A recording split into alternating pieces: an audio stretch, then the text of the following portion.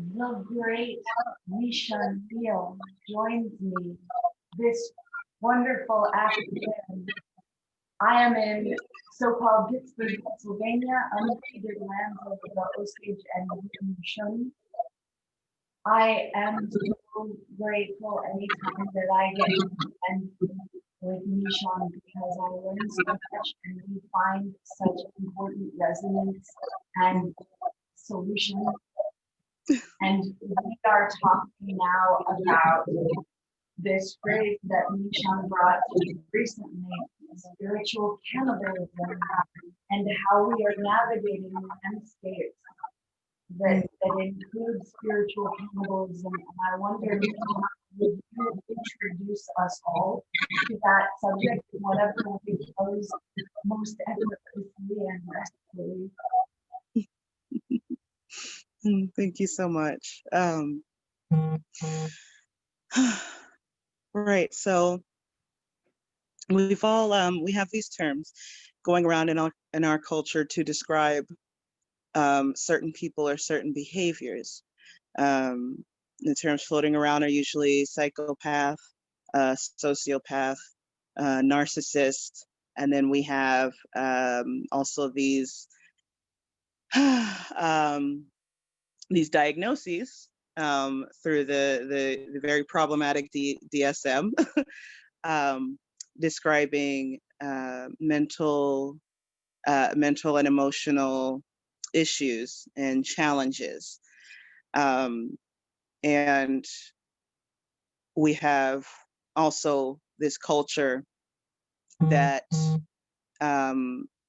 does not acknowledge or teach about energy, about the difference between emotions and feelings, about the ways that all of our energy is interconnected with one another, and about spiritual protection. And they don't get too deep into exactly why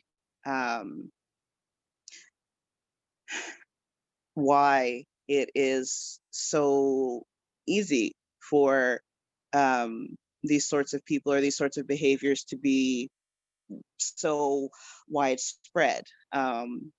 So there are definitely several factors to unpack about this whole thing about these interactions. And so recently, I have been thinking very deeply about this for many, many, many years, and have had many experiences with people who have been diagnosed with these disorders, and people who fit the more social definition of, narcissist, sociopath, and things. And then also dealing with people that I have come to call spiritual cannibals. I came up with this term recently because I had several people coming to me with very similar stories. And that didn't quite match up to the sort of public myth of, what these things are and what they do. And I was also realizing that just the impact of this thing, of what was happening, was just incredibly, incredibly dangerous, and just such a huge thing, because it goes to the core of a person and who they are. It affects them on like every single level in very particular ways. And also in the interest of being very clear about what this is, it helped to establish a language that included or implied what actions we needed to take.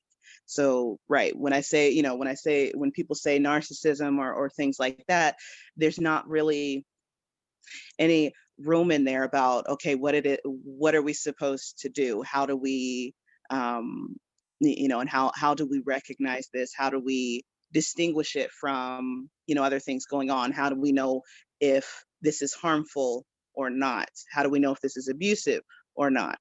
And so that term spiritual cannibalism just sums up pretty much everything you need to know about, right, about what's going on, what they're doing, and what actions to take. So what you mentioned to me before we were recording was about a way of,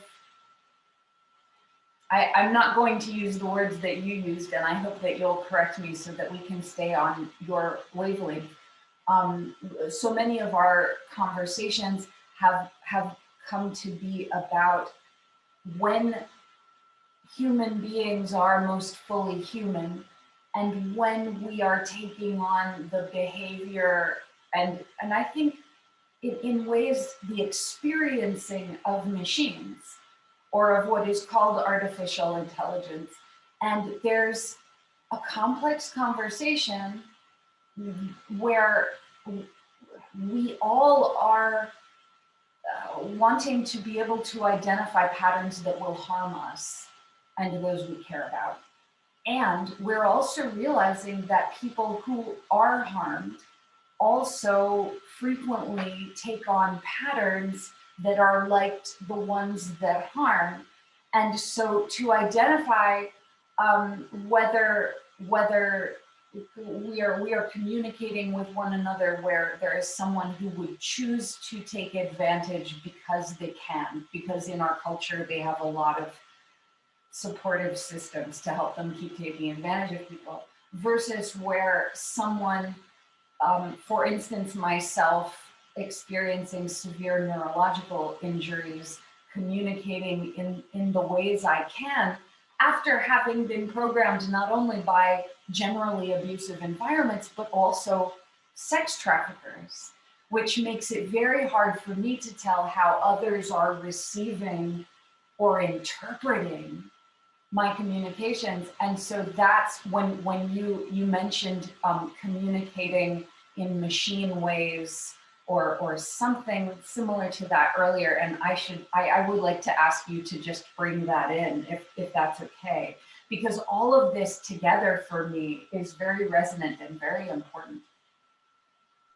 Yes, definitely. Right. So there's this, right, machine consciousness, artificial intelligence, and it is very telling in the ways that that people have talked about it and defined it. Um, that right, the big problem is they call it the hard question. It's one of the hard questions of in philosophy, which of course I studied. Oh my gosh, I hated I hated philosophy. So, oh my gosh, I um, but right, the problem is the hard question is, right, what is consciousness? Right, and why do we need it if we are machines? And then right, if um, and then right on the other side, can machines become conscious like we are?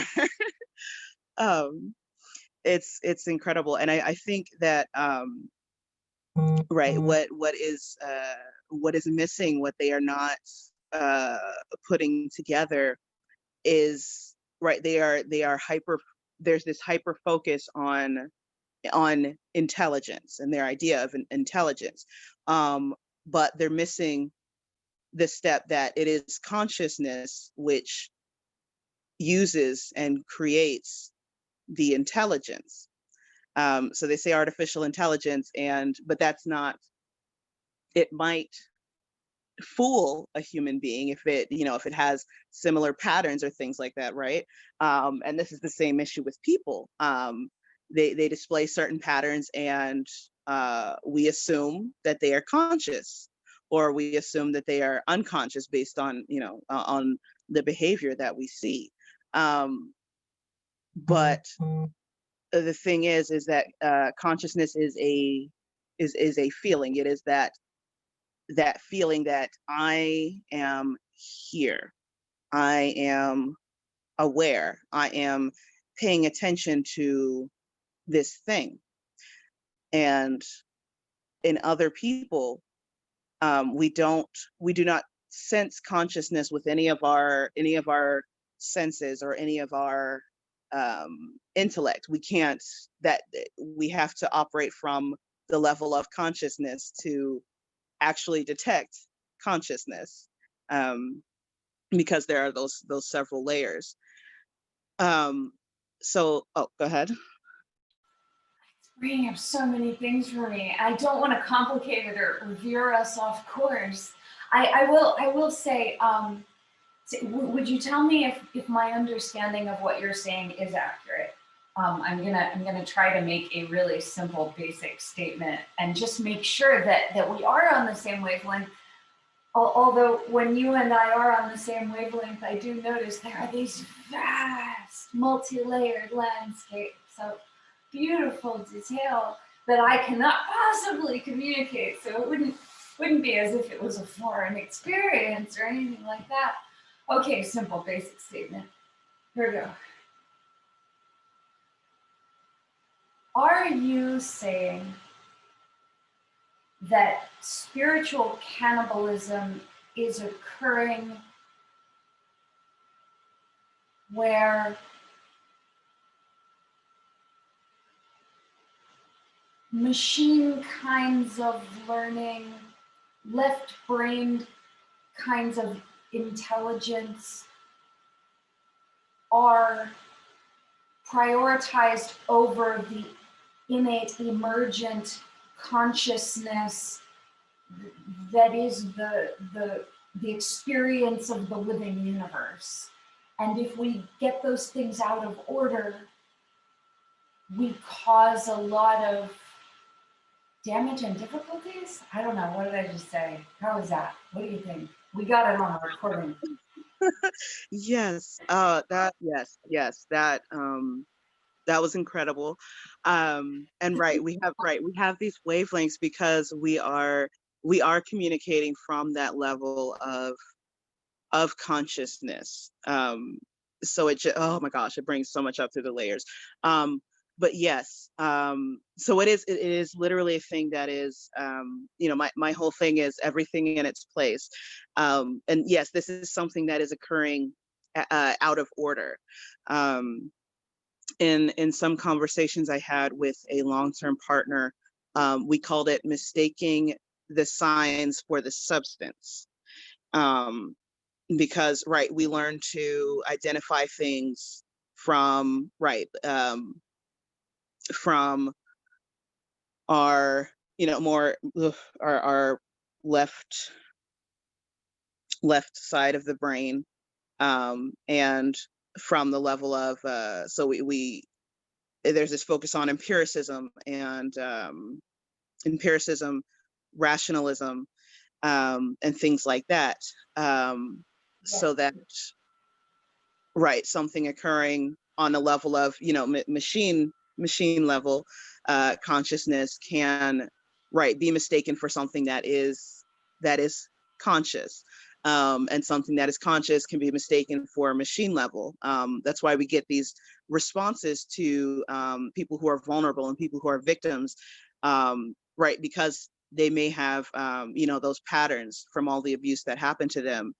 We have the people accusing them of being the narcissists or the psychopaths, or all of those bad names and bad things. Yes. And I want to say also, and we talk about this in terms of people who are autistic, and we talk about this in terms of others at other different intersections as well. This person does not feel pain. This person is not experiencing any emotions because we haven't identified any outward expressed emotions. So when we're talking about where damage is being caused, where we must identify, we must say this is going on, we cannot have any more of this. We're making these compartments, and we have to keep these people away from these harms going on. or I myself cannot be exposed to this particular thing, so I must step back from it, versus there is a communications challenge where we have all been so damaged in terms of communications. How do we navigate that in terms of talking about spiritual cannibalism, and making it a conversation where we can restore nourishment and stop the damages that are happening? I think right away with the right conversations. Yes, yeah. So there is, because it's all about the universe is the whole thing is it is it is communicating with itself. You know, that's what we are, that's where we came from. Um, but right, there's been so much damage going back at least 10,000 years.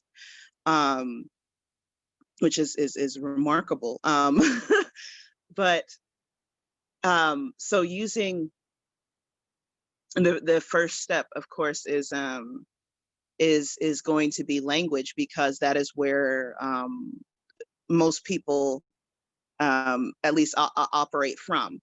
Um, things like body language, or you know, reading energy. Those are things that people have to learn, have to get back in touch with, because we have this culture that is very divided, from you know, our own bodies and things. You know, there was you know, Descartes and his dualism. Oh my gosh, like, just, oh my gosh, I just, right, separated. You know, just put that stiff line there, that, oh, we don't actually need, you know, consciousness not required.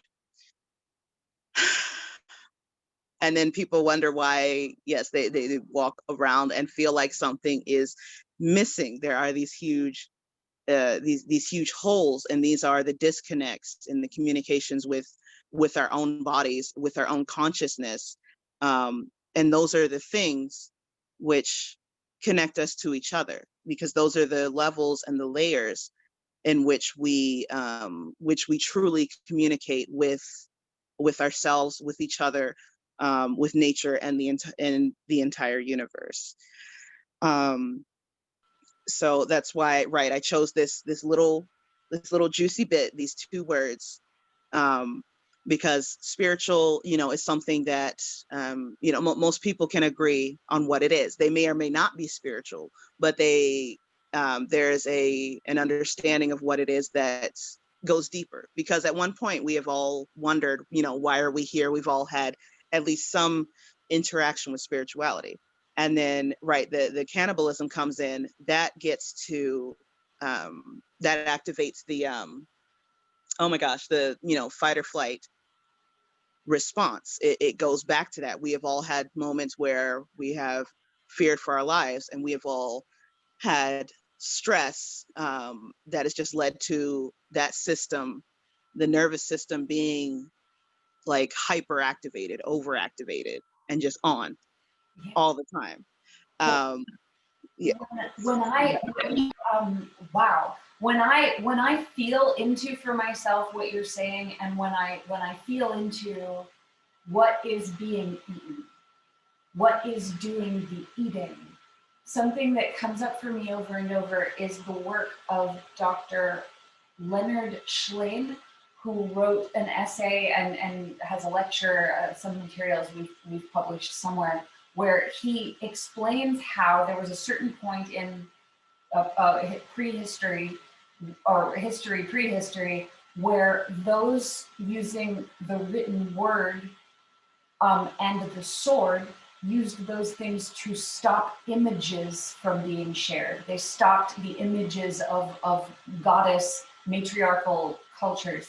Oh, what happened? Am I still here? Oh, I'm still here.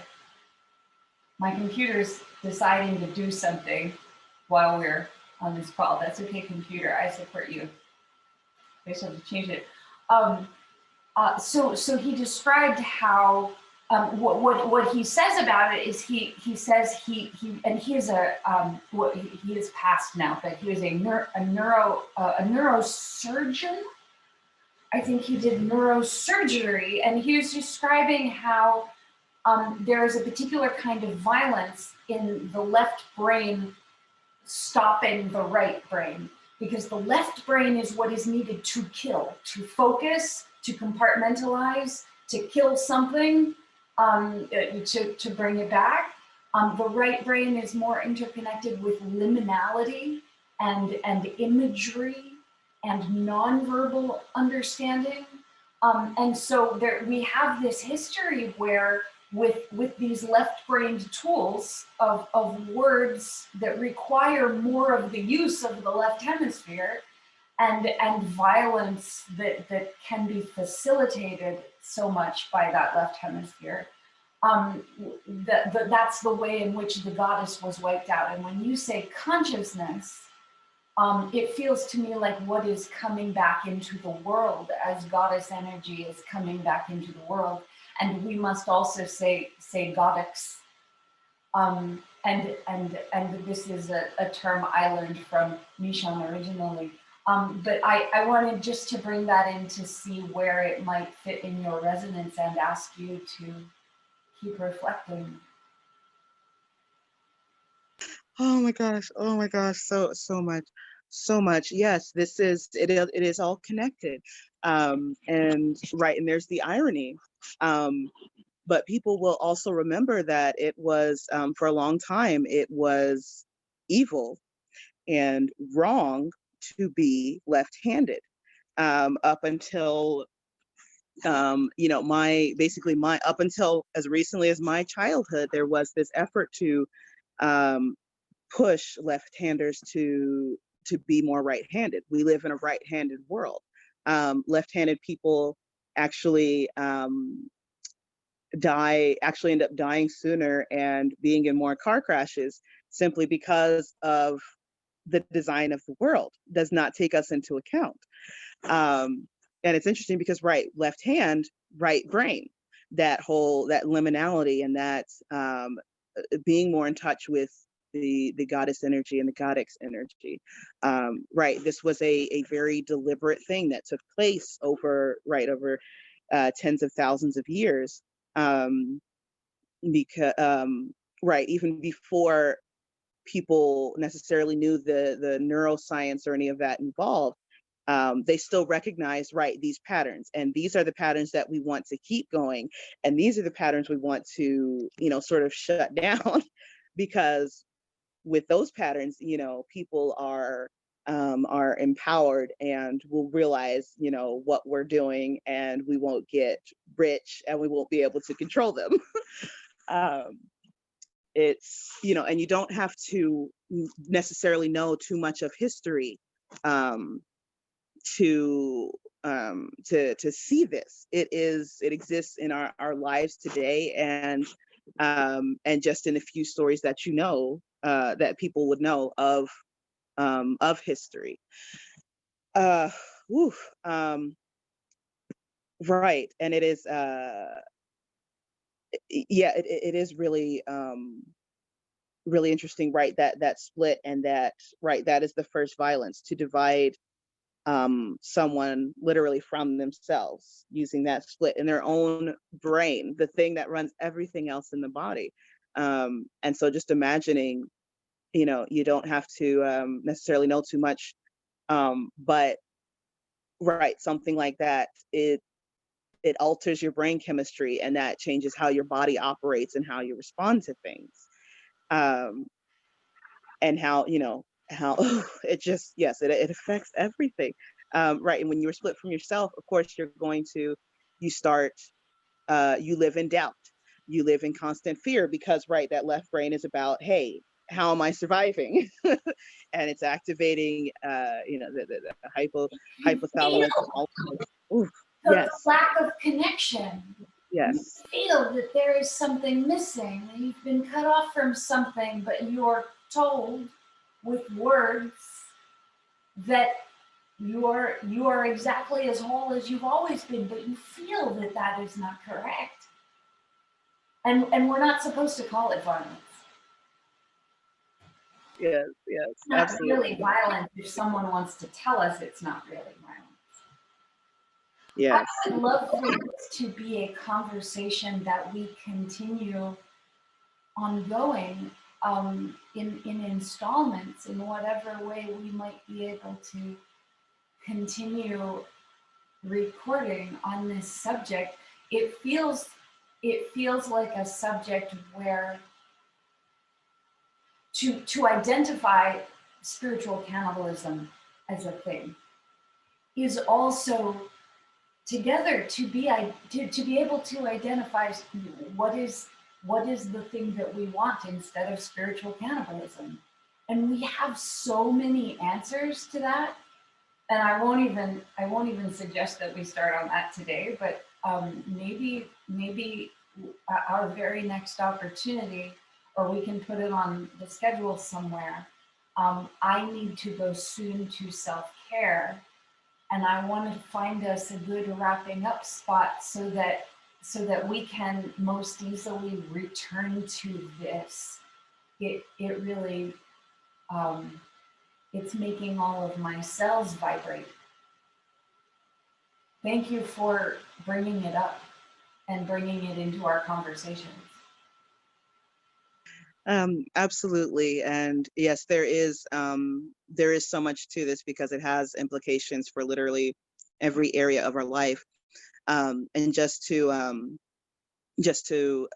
bring it back, right, and connect it to the spiritual cannibalism, right. So that first split, once you are split from yourself, um, you're open to whatever comes. You have no spiritual defenses, and that is why any of them, right? They can see it. They have enough awareness, and if their goal is is hunger, right, to kill, and that completely left brained side. So they see a target and they go for it, and that is their way in, and that is why um, people are susceptible to it, regardless of how quote unquote intelligent they are, regardless of how quote unquote well rounded they are, because it only takes that one split to basically become someone's prey. I have also been hearing a lot of references from different community spaces to the predator class. And I'm feeling a lot of that in what you're saying also when I ask myself, who are spiritual cannibals?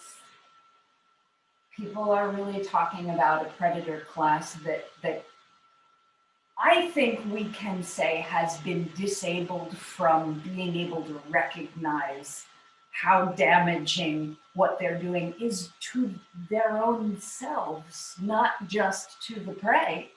I think that really is the case. I think that those predators taking advantage of abusive environments are also really doing themselves a disservice, um, but often creating so much violence that the rest of us, how can we meet that challenge with greatest compassion when we're being killed so brutally? And at least if we are having conversations about spiritual cannibalism, and how we can be something different and embrace others who want something different, a safe place for people to go to learn how to be something very different than a spiritual cannibal. Where is that? There are lots of little places, but is there anywhere that can connect more reliably, more interstitially? I think we're really trying to create that in our network of communities. Yes, definitely. And right, I'm very glad you brought that up because right, the point is right, we are all creators. And we have humans are the only animal that can be any animal. And when that's not when that's not known on a conscious level, it's still going to act itself out. So these people who are spiritual cannibals are, the whole point is, right, they are creating a world in which they are right at the top of the food pyramid, and everyone else is food in a sense. And right, being able to reach them so that they understand, because right, the problem is um, they are not seeing, they are not able to see their own reflections. And so what they do is make other people mirror them. The other people become the reflections of what they want the world to be, and how they view themselves. And it's an incredible amount of just damage, and it breaks my heart, because it's such a dark place to live in. It is such a dark space and dark world. And yeah, I am, that's why I do the work that I do, because I want to create a different narrative. It is not that their desires and patterns are wrong or evil. It is that they are not going into the appropriate places. There is a time and a space for everything, and so they have these ultra protective urges, but they choose to protect their ego instead of the vulnerable. Like, these are supposed to be, these people who have these abilities are, and these patterns are supposed to be our protectors. But instead it's getting turned around. And so finding that and helping them understand that, hey, it's not, um, yes, you've done these horrible, terrible things, but you're not inherently evil. There is a use for this in the world. You have a place in this world. Let's help you find it. And so being able to turn it around constructively, um, and but it takes whole people who are operating from the level of consciousness, and not divided in themselves, to be able to work with them without being sucked into their cycle. Your world has to be strong. Your world and your creation has to be stronger. So it's supposed We to be need, going in the direction. we need the environments that strengthen us, that give us the resourcing, that allow us to even remember that a different kind of behavior is possible. And the number of living beings who are deprived of that kind of supportive environment is such an overwhelming number. We might as well just let go of trying to count the numbers and work on creating and establishing and safeguarding the environments. I think I might like to stop there, unless you have other closing insights. And I would really like to come back and revisit this topic multiple times. We could talk about this on Intuitive Bridge and quite a few other spaces. I issued an invitation to the Metanoic portal on Telegram Messenger to make sure that others knew that they could put a question into the chat or something. And we seem to be functioning better with the production queue. We have a long production queue that's going to take time, but then we have the moment-to-moment broadcasting and pre-broadcasting that we are getting to Anchor FM and the radio stream and some other platforms, because we've added a few volunteers to the network who could help us get a piece of information to a place.